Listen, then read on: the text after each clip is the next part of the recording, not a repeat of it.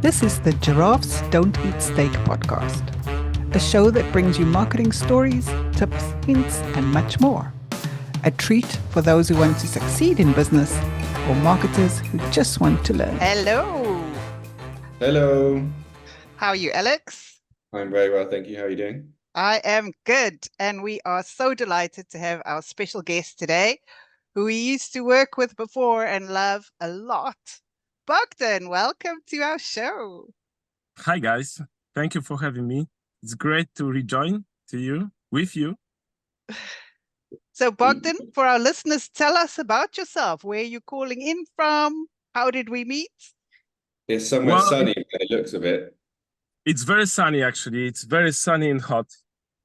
It's not as fancy as Colombia, Alex, but I'm calling you from Warsaw, Poland. Nice. And as you mentioned, we used to be like the workmates, right? We used to work together years ago. The dream team. We were called the dream team. A-team. No, Come it on. was A-team. A-team. Come on. How dare you? We never told anyone else we were the A and they were the Bs, so that's why I left it at dream. Yeah. No, it's because it was obvious. Yeah, and I think there is still our WhatsApp group, which is called A-Team somewhere. Yeah, It still exists. Every now and again, one of us remembers to use it.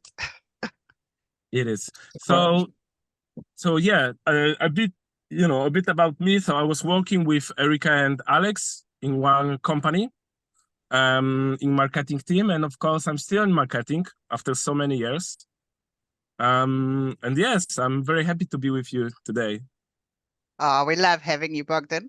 And so a couple of episodes ago, I need to start remembering which episode, we were talking about direct mail, Bogdan. And of course, your name came up as the guru that we know about direct mail, because one of my clients was using direct mail. And they were sending actually postcards, physical postcards to welcome people as a lead generation tool. And we were so fascinated by the fact that in this digital age where everyone is pushing email and SEO and websites, that direct mail is still a thing. So we thought, hey, who do we know that knows everything about direct mail? And that's you. So welcome to our show. Yeah, I mean, yeah, I know. I don't want to tell that I know pretty like everything about the direct mail, but it's true. I'm in this business for like years. So well, I don't know anyone who would know any more about direct mail than you, Bogdan. Maybe Bruce. Maybe Bruce, yeah. Yes, maybe Bruce. But thank you, Alex. I treat it as a compliment, the first compliment from your mouth since we met. Ever. So thank you so much. Oh, and it's such a small world, Bogdan. I was at a conference a couple of weeks ago, big InsurTech conference, and I ran into Michael. Isn't that weird? And I haven't seen him since that party in Poland. Yeah, small world. Right. Yes, small world. Yes, that's true. That's true. So direct mail, Bogdan, you tell us, is it still worth doing? Is it still working? You know what? Yeah, it is, but it's not that easy, to be honest, to do the successful campaign. Actually, since we stopped working together, I mean, I was also looking for another areas of marketing. So of course, I'm up to all these technologies like Facebook, Google Ads, I don't know, SMS campaigns, affiliate leads, but still in the background, I'm doing quite a lot of direct marketing campaigns. And actually, it can be very successful to you, but as you know, it's like a physical campaign, right? Yeah. So before you spend thousands of pounds of printing it, I would say the most important thing is to plan. You need to plan it. You need to, do some tests, right? Yeah. Find the best group, and then if you find the best group that really respond to your direct marketing, like let's say transaction one, that respond to your transaction direct mail campaign, it can be very successful for years to come to you. Absolutely. So what's the biggest challenges that you're finding with direct mail at the moment, Bogdan? For sure, increasing prices. on the various markets, you can see the both production cost and distribution cost, post costs, is just increasing like crazy, right? And of course, it doesn't mean you should stop it, right? It's like other areas. You should just optimize it, and you may find out that you need to use, and that kind of challenge you to find solutions, right? So it's even better for you, because then you have challenge to face, and actually you may find out that you need to change this and this, and for example, try to look for something more modern, let's say, because in a lot of people's mind, direct mail, it's like, let's say, old-fashioned marketing, right? But there are solutions on the market. You can do like, let's say, 5D, 5-dimension marketing, direct marketing, which means that explain a bit more about that. Which means that you not only see your pack, you not only can touch it, but you can also smell it, right? And I heard about some successful campaign for the fragrance perfume industry, right? When they were really sending like the paper which was really smelling like the perfume. I really want to think what kind of smells you put in a funeral pack. So you see, we are not quite yet there, right? But this is one of the things that are available in the market for various companies that want to try, direct marketing, right? But I would say the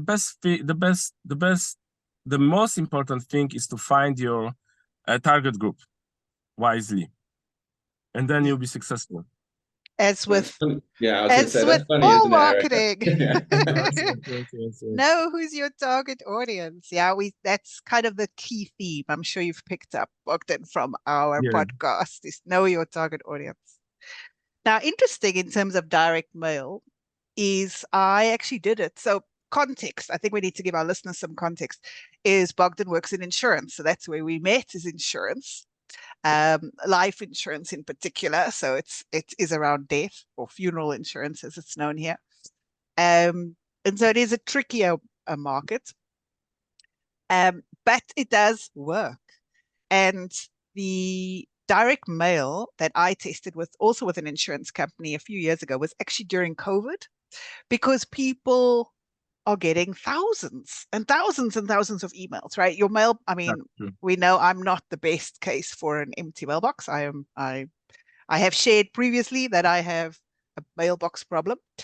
But when you get something in the post, it's like a surprise, right? It's like, oh, this is new. Let me have a look at what this is. And during COVID, because everyone was stuck at home, we found that actually the open rate was really, really good in terms of people responding.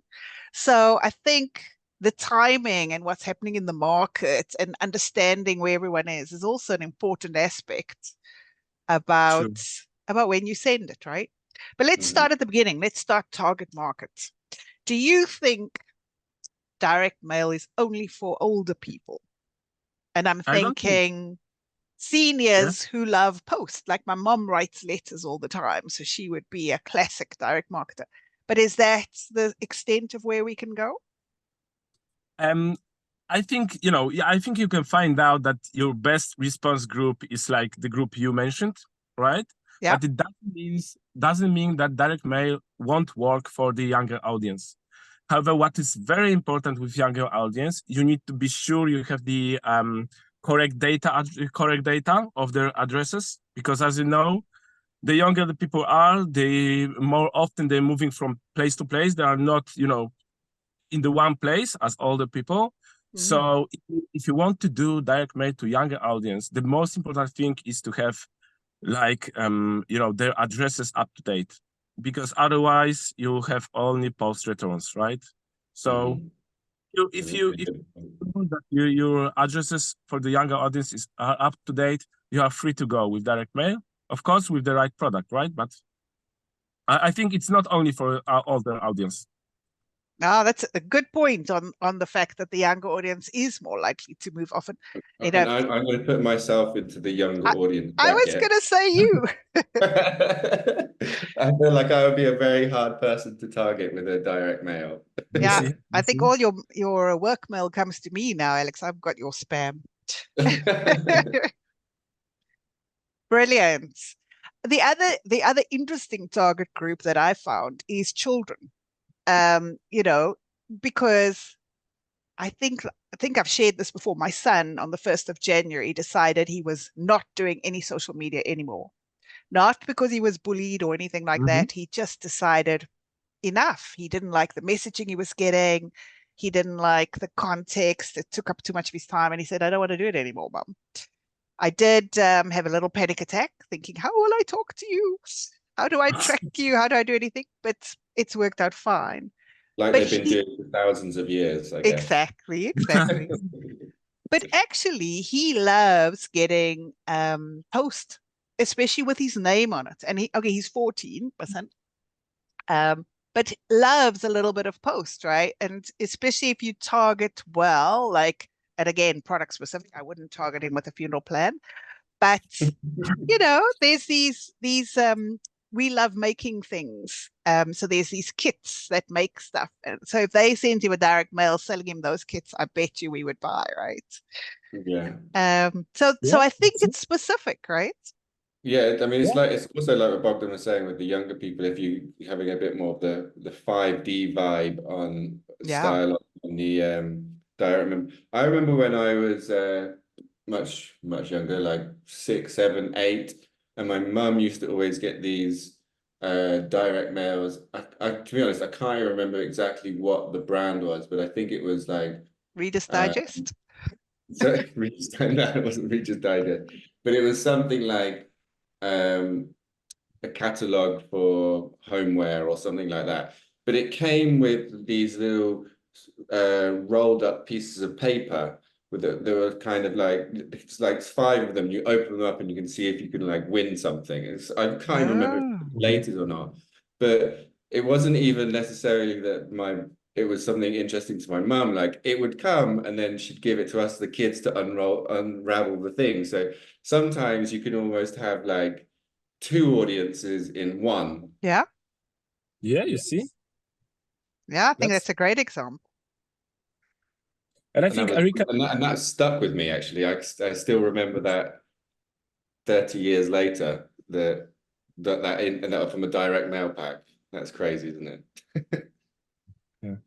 And I think Erika, this important thing you just mentioned, which is people get tired of digital world from time to time. Yeah. They want really to feel something, to touch something. There's like the 100th email in my, and of course I'm doing emailing as well, but I see that there can be thousands unread emails in the mailbox. That can be, I don't know, hundreds of SMSs that are not read yet. But this one day when you came back home and find something interesting in your mailbox, you can open it. You know that it is prepared especially for you. It is personalized. You can touch it. You can open it. It is for you. So, and this is the benefit of direct mail, right? Absolutely. The benefit that you can see that even after 40 years, Alex still remembers, right? Absolutely. Yeah. I think he said 30 years, Bogdan. Don't make him Yeah, don't I'm make just him teasing so him. I'm old. just teasing him. Just helping you out, Alex. and there's also a good parallel example I can give of that. Just expanding on what you said, Bogdan, is that so I think from the 90s we started moving from CDs and vinyls to MP3s, and then to streaming, and now we're actually seeing a resurgence in vinyl. Yeah. And people buying vinyl. There's been a few vinyl companies that have restarted because there was a lot of businesses that went completely out of business, and now a lot of people are buying vinyl and buying record players themselves, which is a parallel to say DM. Like what you were saying in terms of the becoming tired of a certain format, a certain media format, and you want something physical. Yeah, I'm also started to buying some records, to be honest. And There I we think go. very good. I think, your comparison was very good. And right now I'm thinking to myself, why the hell I'm buying vinyls? Why the hell I'm buying records, right? And actually, I would say that, it's a pleasure to really open this record, to have it, to replay it, And I think the same we can apply to direct mail, right? Just if it's done well, if it's done well, right? If it only done well, yes. We've all received the garbage. Yeah, and this is another point of our discussion, which is how to make your direct mail really, not be a garbage in clients' eyes. Tell us, Bogdan. Tell us how. I mean, if just imagine that you're coming home tired from work, right? You open your mailbox and there's like six different packs in your mailbox, and you just want to throw them all away. And how to make your direct mail like the one to be opened by clients, right? And how would you do that? Well, you're the guru, Bogdan. What's the number one thing to give you the best open rates? Well, I would say the one I think nice thing is to link that with client's birthday, let's say, right? Okay. To wish clients happy birthday, or to make sure your envelopes has a different color. Envelope. Or your envelope, because clients won't know what is inside until he opened the pack, right? So the envelope affects your open rate. That's exactly right. Yeah. Like make it yellow, make it pink, test and see which one brings you better open rate, better return. What do you think about people who make their mail look like a bill or an invoice just to get people to open it? Do you think that's a good thing to do or a bad thing? I would say that's a very good thing to test and see. All right, because of course, if this is more formal, clients may be more willing to really take a look on it, right? So if you're planning direct mail, let's test it. Let's make some samples a bit more formal than the others, and see if you see more response rate from them. It means that you should go this way. If not, find your other way. So we had. Sorry, Alex. No, I was just going to say, have you seen any differences in responses and results with quality of paper and envelopes? Because sometimes I've seen direct mail where it's on really flimsy paper and envelope versus something that's almost like a card and it feels like high quality and premium. Or is it also product dependent? Or what's your viewpoint on that? So if there is something heavy inside, right, like a card or something that clients really may be interested in, it can increase your your open rate. It can, because then clients are just interesting. Clients are just curious what is inside. So of course you can do that. The heavier the pack, the better response rate. This is what I see. The other thing is like there's a lot of like eco paper right now on the market, which also make your packs a little bit different than the just standard white packs, right? Yeah, I saw some lovely paper that actually had seeds in it. And when you finish reading it, you just plant the letter as is, because it had seeds embedded, flower seeds in the paper. That's really cool, right? That's nice. If you're into gardening like me, I guess if you're not, then it would go in the bin. But but again, that's understanding who you are, who the audience is, right? Yeah. But back to this envelope, Bogdan. When we worked together, our experience was that the more colorful the envelope, the gaudier, like images and stuff, people threw it away more, right? Because then they knew it was marketing. True. So it's a fine balance between getting that envelope to a sweet spot that someone wants to open it. Because if they don't open it and throw it, it also depends, It also depends. It needs to be really linked with your product, right? Yes. If you're correct. a professional company, insurance, banking, Of course, you know, the transactional mailing may work, like, you know, the one which is formal. But if you are like the promotion again, like, I don't know, some agency that is, you know, trying to send out something fancy, then of course, you know, sky is the limit in case of number of colors, everything, right? Yeah, that's true. So Bogdan, we've talked a lot about testing and some of the open rates and things like that. But when you are testing, how do you test? Like, what kind of data do you use? And how do you collect that data? What are those data points? What do they look like? I mean, how do you do it? Yeah, you see, with direct mail, it's a little bit tricky because let's say you are sending out, I don't know, emailings or SMSs. Then you know exactly how many you sent, how many were delivered, right? How many were opened, and then how many were clicked or something, right? In direct mail, you know only two things, which is how many you sent out, right? And how many you received back. Yeah. So really you are based on response rate, of course, and you don't know how many, you know, envelopes were opened by client, where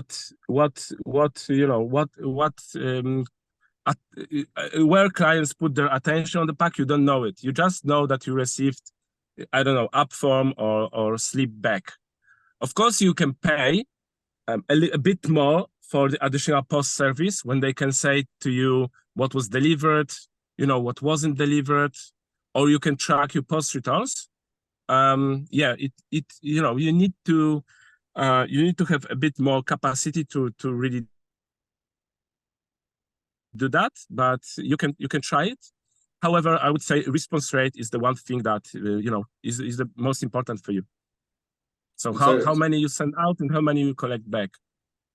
And then you need to know which you know which pack was sent what way, in you know what envelope, etc. And you make your conclusions on this test. So the key for me with testing is only change one thing. So That's correct. You know, don't send two completely different packs because you won't know which part worked. Was it the envelope? Was it the letter? Was it the message? So just, you know, keep 5 things the same and only change the envelope or only change the message or like one thing, and then you've got proper A/B testing. Because if you change 5, you know nothing, right? Do you agree with that? That's correct. I completely agree. And you know, you can spend a lot of money to do your test, and then you may find out after a month that actually you cannot have any conclusions because you just had too many tests in one go. Very true. What are your testing rules? So there's one, obviously, only changing one thing at a time. How long do you wait for all of the results? What other kind of testing parameters do you have when you're doing a test? You say, okay, we need to do X, Y, Z. I think the one important thing is because you need to receive certain number of responses to really that really will make your test valid from the data perspective, from the data. You know, because if you get like free responses, it means nothing. So you need to really, knowing your database, knowing your target group, you need to really say that from each testing group, you need to get at least 100 responses, right? Because if you get 110 from one test and 80 from another, you know which group did better, right? Yeah. But if your samples will be too small and you get 13 responses from one group and 11 from second, you know, it could be coincidence that, you know, from one group you had 2 more. So I would say in terms of testing, that's quite important to really sit with your, I don't know, database analyst or someone to really, you know, cut and slice your database before you go. Good point. Good point. Yeah. Right.